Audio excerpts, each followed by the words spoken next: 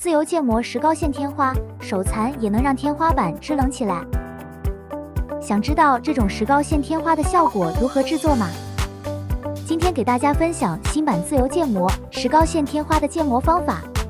功能入口，在左侧栏目户型界面的结构部件里，点击新版自由建模，进入新版自由建模界面，在左侧列表选择矩形功能，绘制一个面作为扫掠的路径。点击绘制好的路径，用缩放功能把路径缩小，预留出石膏线的位置，避免生成的石膏线在墙体外面。点击直线功能，绘制出石膏线的截面。点击 Tab 键可以输入绘制直线的长度。绘制石膏线的截面时要注意，直线要显示垂直于边线才能继续绘制哦，避免绘制的截面不在同一水平线上。划线功能与原来建模快捷键一致。C 是直线功能 ，B 是贝塞尔曲线功能。C 是弦高画弧功能，2是半径画弧功能。巧妙运用这些功能，可以生成好看的异形天花。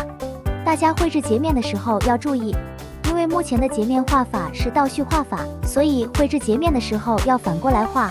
点击扫掠功能，先选择路径，再选择截面。按 Ctrl 键可以反向截面造型。反向截面造型避免反方向生成天花，大家记得要点击这个操作。这样石膏线天花就扫掠出来了。最后把绘制的路径删除，石膏线天花就制作好了，大家快去试试吧。本期视频就到这里，我们下期再见吧。